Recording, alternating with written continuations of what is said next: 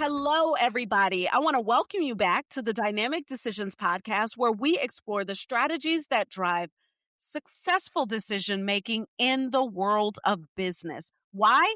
Because the best decisions come from great conversations. I'm your host, Tisha Cable, CEO of C Model Data, and today's guest has done something rare. She has sat on every side of the commercial real estate table. Dallas Snow has spent 16 years at Jones Commercial Interiors, rising from project manager to chief operating officer, running operations on footprints north of 1 million square feet. And then moved to PDR, a nationally recognized workplace strategy and architecture firm, where she advised Fortune 500 companies on their real estate strategy. And today, she is the commercial outreach manager for the City of Grapevine, Texas, where she recruits corporate investment, hospitality, and premium retail to one of the most dynamic markets in North Texas. So, Grapevine is a genuine economic engine. 15 million visitors a year, positioned right between Dallas and Fort Worth, minutes from the international airport. Dallas was trained as an interior architect at Louisiana Tech. So she reads buildings from the first space plan all the way through to municipal negotiation. So thank you so much for being here, Dallas. Welcome to the show. Thank And we you. would you let everybody know what I haven't said about you and kind of talk a little bit more about Grapevine? Yeah, absolutely. I am very lucky to live in North Texas. I just love this area, and we've had exceptional growth. And Grapevine is such a unique community. So I've been with the team for just under a year, which has been super exciting. And what makes Grapevine really unique, I think, within North Texas is we have such a hospitality focus. So we have really a tourism. We have a Gaylord Texan. We have a Great Wolf Lodge. We have a Grapevine Mills Mall. And we, as you said, see 52 million visits a year. And so for a small town that has a population of about 53,000 people, that's huge. Yeah, So, that's pretty awesome. yeah. And as my role is a commercial outreach manager, I get to help attract businesses to Grapevine, continue developing those partnerships with developers and real estate brokers. And really, I just think I have the best job. Well, look, that's great. And it's great to feel like you have the best job too, because Yes. then that means when even when things are a little murky, it feels good because you love what you do. So you spent 16 years inside of a commercial firm and then you advised corporations on their footprints at PDR. Yeah. So now you're on the other side of the table selling a city. What is the one thing about how corporate site selection really works that most economic development teams get wrong simply because they've never seen it from the other side? What's been really interesting, I've loved being able to have both perspectives because understanding the foundation of how developers work and the vision and the team lets me really be able to evaluate that with a different set of lenses from the city perspective. So, I can potentially see potential avenues of revenues, sustainability, things like that that developers have that may not be readily apparent within a project. And when you sit across from a site selector or a developer, what's the actual story that you tell about Grapevine? If you could give us an example of a project where you've pursued it and that pitch made it really click, and whether or not the hook was central location, was it airport access, or was it destination traffic? hmm That's the fun thing. I feel like getting to talk about Grapevine too, is it has all of the above. So we're actually 10 minutes from DFW Airport, which is one of the largest international airports in the United States. And if you've actually landed in DFW, you have been to Grapevine, Texas. So Mhm. we have a huge amount of U.S. travelers and also international travelers that just come to our city and to our area because of DFW Airport. So that allows us to have a heavy logistics operation because, in our warehouse space, the logistics is not even a thought because we're there. And also with our tourism, we have a lake that's beautiful, Grapevine Lake.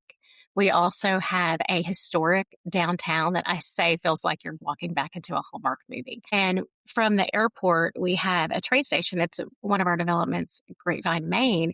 We're actually within 10 minutes, you hop on the train in DFW Airport in one of the terminals, and then you end in the middle of Main Street. and Grapevine. And it's pretty exciting. That is wonderful. So, Grapevine leans into hospitality. They lean into entertainment and Yes. retail. Those are high revenue, high visitor yield sectors, as you talked about earlier. And we know that that's a deliberate choice. So, when a developer brings you a proposal, how do you decide and quickly whether it fits the strategy and earns support versus something that you might redirect? Yeah, I would really say it really comes with the developer and the team, and working with a city is very relationship based too. That's something that's kind of unique because we do have some properties that the city owns, and those are very relationship based in the sense of we first want to kind of find out of what your vision is for that property versus when you're working with potentially a private developer, private landowner, they're really just looking for you to potentially meet that sales price. So when that's happening, what is the gap that you might be trying to close for a Grapevine? You mean to put kind of how will market Grapevine and get Yeah, people? Yeah. yeah. Well, we really look at our demographics. We also have a very, very strong supportive community. So beyond the Mhm, fact that we have millions of tourists visit our area, we have an amazing community that loves to spend time. So we really try to balance those two. What's best for the people visiting our city, and then also what's best for our residents and our community. And what really helps set Grapevine apart, again, is just our location. We are at the major intersection of 6 highways in Dallas, Fort Worth. And the nice thing about Grapevine, and a lot of people aren't familiar and they don't realize how large Dallas, Fort Worth is, but it will take you it's hours humongous. to go from one Absolutely. end to the other. So the fact that from Grapevine, you can get to most areas and sectors within 30 minutes, and just our central location really Mhm, makes it a premier spot. In addition to the amount of tourists that we bring in every year. So talking about the visitors and tourism, you've got millions of visitors, and we know that that's a superpower. But tourism, heavy growth, it really carries trade-offs, right? So you've got seasonal swings, you've got service weighted wages, Mhm. pressure on the local workforce. When you recruit hospitality and entertainment projects, how do you make sure that a project creates a durable opportunity for Grapevine residents and not just a spike in visitor dollars? Yeah, absolutely. That's been a lot of our conversations we've been having, especially in the past year, is how can we help? And a lot of our businesses are recognizing that they have to provide living wages and, Mhm, have a higher income because, especially, we're in a different market. Dallas Fort Worth is different than we were even 10 or 15 years ago, where our cost of living, like everywhere else in the United States, has really increased exponentially. So we actually mhm. were touring a project that recently moved to Grapevine, and that was one of the things they said yesterday is we're really focusing on making sure this was a warehouse space, but they're focusing on making sure that they're providing living wages and having their employees for long term. Yeah, I like that because it lends to an area that I care deeply about. We think about economic mobility, right? Whether or Hmm. not you're actually helping people to move up and not just move in. So for a city like Grapevine, how important is that? I mean, you're stating that in how you're looking at that particular project. And then how do you measure it? How do you actually look at when I land this hospitality or retail project? What am I going to track over the next few years to know that it's actually supporting the residents in that way? The living wage is one, but what about career paths and some of the other areas? Yeah, those are all conversations that are had early on too. When we're meeting with the developers or the potential projects that are coming in, those are all things that they're presenting and, what their projections are financially, what their workforce projections are, what their jobs are. And then part of economic development is we do recruit businesses to our city, but we also support our existing businesses. So we have a really strong business retention. It's called BRE, and we stop and we have goals every year and every month where we want to meet with our business owners. We spend time with them face to face, ask them how business is doing, what's your growth plans, what's your hiring plans. And those are just kind of small touch points where we can check in. And what I love during the business retention visits is people are just excited to see us. They're excited that Mhm. someone from the city and a department is really caring about them on a personal level and how their business success. And we have businesses from very small owned businesses all the way to, huge corporations with headquarters here. Yeah, really good. So and really important for being able to keep your pulse Hmm. on the fingers of what exactly is going on with those business owners. So I think that's a good strategy. So personally, you've advised Fortune 500 companies on their footprint. So you read space demand better than most. So in 2026, the picture has settled in some surprising ways. So Hmm. hybrid, for example, is the norm now rather than an experiment. So companies Hmm. are shrinking, they're like shrinking their square footage while investing in like higher quality, more collaborative space. And Hmm. there's this real flight to quality where, these trophy and class A buildings really win while aging inventory might sit empty. Hmm. So when you talk to corporate clients today, what are they prioritizing that they simply weren't maybe 5 years ago? You've hit on it. It's really the experience. We have the footprints, especially in the office space, are shrinking as companies, and there's more people that are doing the hybrid model. So when companies are bringing their employees into the office, they want to make sure it's that full package, that full experience. It has the amenities. I think what's interesting too is we're starting to see the demographic with a lot of our younger demographics, they're seeking that community. And Hmm. so we're seeing them even shopping more in person. I have 3 girls, 3 teenagers, Yeah. and that's the aspect is we're seeing that swing where we're really needing that community. I think a great example, we've been one of the areas that have hosted the FIFA games for World Cup. And we've seen such a huge community of people wanting to get together and watch the games and really spend time. But I would say in the office realm too, it really goes to the whole package. Do you have your office? It's walkable to restaurants and do you have living options close by? Kind of can you build that community with your coworkers and also with the people that are in the area around you?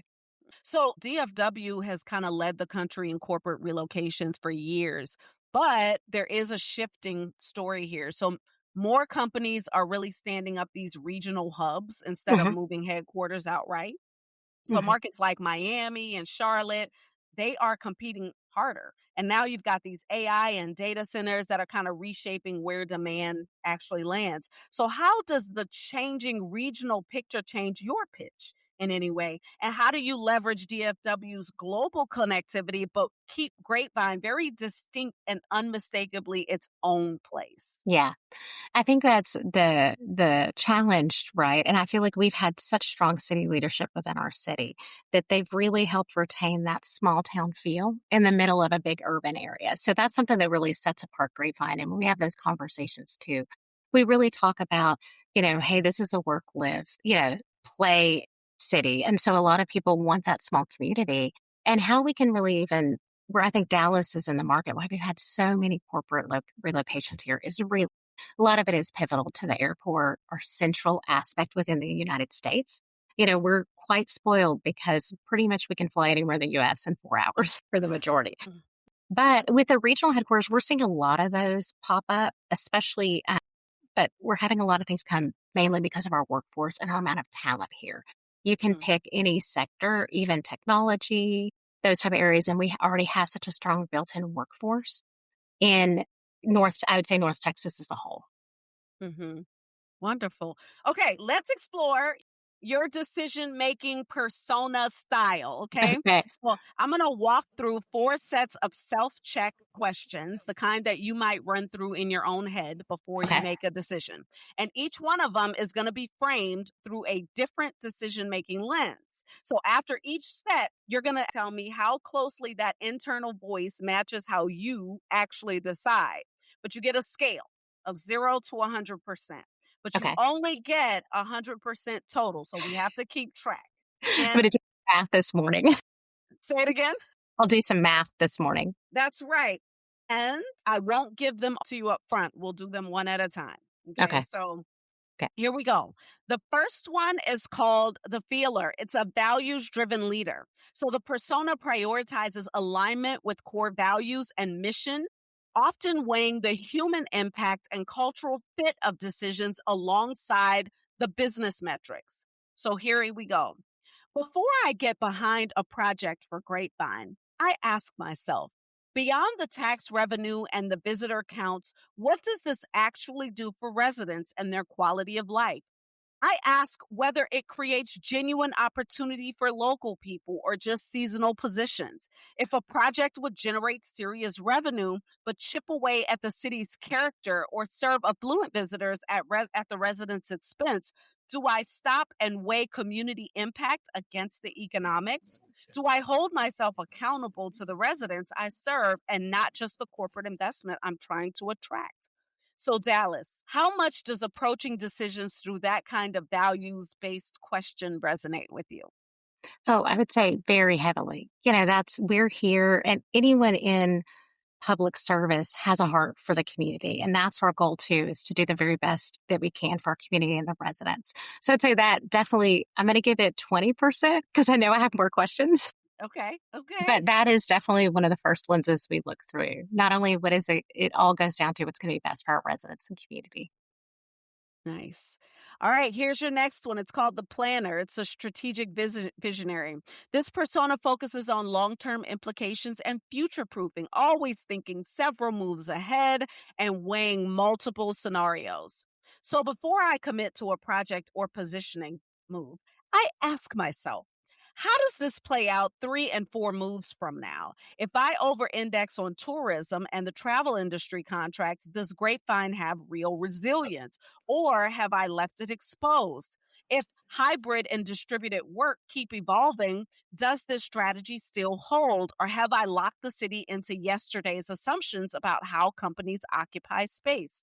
Am I building something that compounds advantages and stays adaptable? Or am I optimizing for today's tailwinds in a way that quietly limits tomorrow's options? Okay, Dallas, how much does that forward thinking scenario planning approach resonate with how you decide? These are good questions. Again, very heavily. That's the thing is we're not looking at today, tomorrow, next year. We're looking at what's going to be making impactful decisions decades from now. And that's again where I go back to we've had such a strong leadership that set a vision for our city over 50 years ago. And we haven't strayed too far from that. It's been such a good one. But yeah, I would say long term planning is critical in this role and really in any development role you're doing because it's going to impact whatever community you're working in. So I'm going to give that a 20. Okay, 2020. That's good. That leaves you with 60% left for Okay. the next two. All right. Here's the next one. It's called The Counter. It's a challenger of assumptions. So this persona naturally questions conventional wisdom and really looks for contrarian opportunities, often winning by zigging when others zag. So before I run the standard economic development playbook, I ask myself, is competing on incentives even the right game? I question whether the race to the biggest tax break is exactly why so many cities struggle to keep their vitality. I look for contrarian angles that Grapevine's real edge might be in destination, appeal, regional position, and quality of place rather than the biggest subsidy. I challenge the conventional assumptions about how cities attract investment instead of just inheriting them. Okay, Dallas, how much does that assumption challenging contrarian style resonate with your decision making? I would say I'm going to give that a 15% because I think it resonates very heavily because you're right. We can't continue doing everything the way it's always been done. If we continue as our economy and our environment changes, we have to put new lenses on. And it's very interesting because that's aligns with a lot of the sales pitch with Grapevine because especially within the North Texas area, there are other cities that have hundreds of acres available for development. We're down to our last 100 acres within the city and half of those are 5 acres and under. So when Mm, I'm setting kind of Grapevine apart and when I'm really discussing with developers, I have to go beyond just here's the incentives or here's the land we can potentially give you or do a long-term lease because we don't have it. So that's what we lean in on is our tourism numbers, our strong economy, our strong demographic, those type of things, and look at things from a different viewpoint. that's good. So the last one is called the data driver. Here we go. Before I prioritize a project or a positioning move, I ask myself, what does the data actually say? Do I check the site selection trends, the visitor spending patterns, and the workplace demand signals before I commit?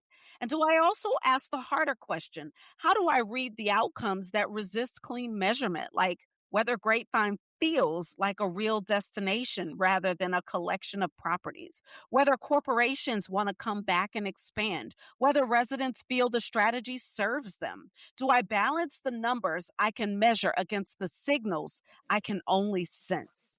So, Dallas, how much does that data driven, evidence focused approach really resonate with how you make strategic decisions? I think it's very heavy too. And I have to say, what I love is when you've got a strong team, and I have the benefit of a very strong team. We have a great economic development director. And then I have a wonderful coworker who helps provide so much data. He's a magician with it, I say. And so that's where it's very, very heavy in the process. And I get to work with a very, very strong team that we help evaluate it from those lenses. And this is our last question. This is, say it again? Was this our Yeah. last question? Oh, good. This is your last one. So Yeah. I will put the rest of my percentage on that. That's right, 45%. So where you wrap up, you are 20% feeler, 20% planner, 15% counter, and 45% data driver. Now, what's fascinating is you kind of stole my thunder and said it's a team thing because it's true. All of these areas wouldn't necessarily all the time be in you, right? Mhm, Sometimes you have others around you who fill in these gaps and holes in your decision making process. So mhm. where you're strong on like the feeling and the gut and the people places, someone else on your team might be excellent at analyzing and helping you to decide how to leverage data. So really good. So kind of as we wrap up here, I've got this final question for you, right? So we know that you've guided real estate strategy for even some of the largest companies in the world. You've built operations for a major firm, and now you're positioning an entire city for investment. If you could give a piece of advice to other economic development leaders who might be trying to attract quality investment while protecting their community's character and making sure that residents actually benefit, what would that advice be? I would really say you have to get out in the market. I think a lot of times we're in our office and we work in our office, but really when you're trying to attract people, you need to make those relationships. And that's what's beneficial is I've been within this development industry for so long that I can pull on those relationships I've made. And those would have never happened even decades ago if I had not been out meeting people, getting to know people, following people, and especially our social media and LinkedIn and those type of connections make it so much easier to follow where people are. But I would say most of what we're doing with attracting new business is really relationship driven. And being able to have relationships with various people in any industry is always beneficial because you never know who you can call to help make an introduction or who you can pitch a site to or things like that. Yeah, and it's very human. I love it. Yeah, exactly. Awesome. Thank you so much for sharing your insights and your experience with us, Dallas. It has been a pleasure having you on the show. I really appreciate your perspective, having lived on both sides, the corporate real estate and municipal economic development, because we know that that's exactly what communities need right now. So before we go, if you could share with our listeners where they can learn more about Grapevine, more about Grapevine's economic development, and also follow your work. Absolutely. We have a wonderful newsletter that we put out. And then also we have a podcast called Growing Grapevine, which is available on most of your channels. And that's great. It goes through the history. We do interviews with our business owners, including, talking about how projects like the Gaylord and Meow Wolf and Great Wolf Lodge and our Main Street. So I would say definitely learn that. And you can find us at choosegrapevinetexastx.com. Fantastic. And for our listeners who are interested in commercial real estate strategy, corporate site selection, or how cities attract quality investment while serving residential needs, connect with Dallas on LinkedIn too. Thank you so much for being here and thank you for tuning in. Remember, the best decisions come from great conversations. If you've enjoyed this episode, we'd love for you to subscribe it, rate it, share it with your network, and let's keep the conversation going on social media using Dynamic Decisions Podcasts. Until next time, keep questioning, keep growing, and keep leading with purpose.